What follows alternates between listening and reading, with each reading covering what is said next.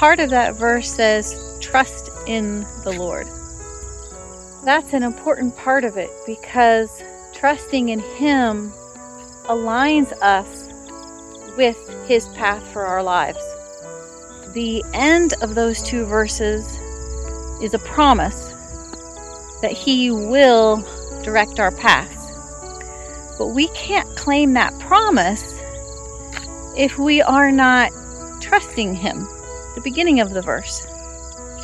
The trust in Him is what places us in a position of willingness to be led.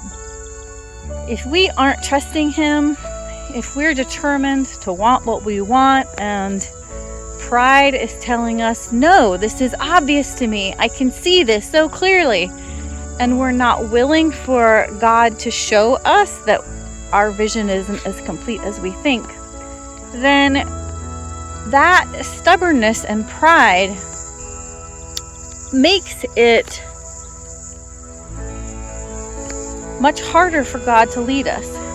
I mean, God can do anything, of course, but He chooses not to go against our will very often. It's kind of the difference between being a stubborn mule that has to be yanked and hauled and coerced and bribed to move and go where the owner wants it to go, and a well-trained, willing horse that has a relationship with its owner where it just follows the most subtle signals that the owner gives. If we're not trusting in God, then sometimes even without us realizing it, we're being like that stubborn mule. But when we trust Him, the smallest nudges direct our paths. So that's an important part of that verse. And the leaning on our own understanding really gets into the how, the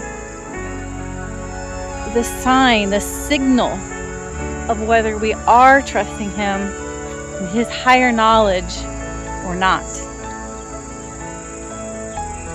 One thing that God's really shown me very clearly more and more is that when we are thinking about our future and wondering what God wants us to do and where He wants us to go, so often we want to hear a booming voice from heaven telling us, go this way, go that way, do this, do that.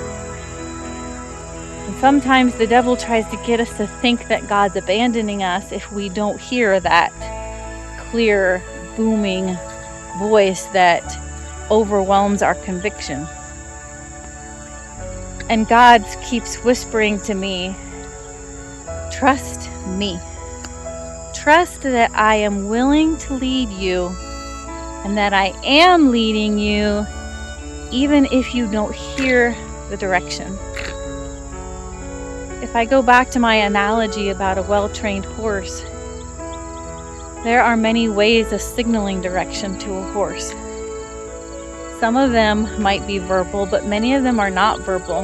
They're small, subtle cues with reins or with knees or even a shift in weight. I'm not a horse person, but I'm interested enough that I've heard people who do work with horses a lot talk about how a very well-trained horse that trusts its owner and has that relationship can be directed just by shifting their weight the smallest little bit. And that's how I want God to lead me. He is capable of leading me that way, but only as much as I trust Him. If God is leading me through just a subtle shift, a nudge, a shift in His weight one way or another, then that leadership, that following, that speaks of a union. It demonstrates a connection between horse and rider, between God and me, that goes beyond a voice telling me, do this, Katie. And then I have to summon the courage or submission or whatever to do what he's telling me to do. And God does sometimes give us directions like that. But I believe with everything in me that he is wanting to lead his people to a place that is so much deeper than that.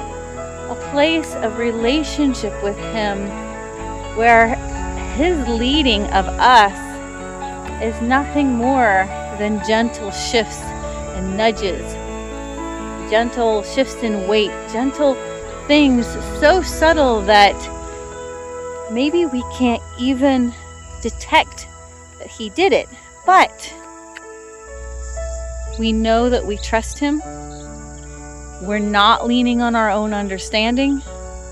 And we are simply trusting that because of the promise in his word, that means he is directing our steps.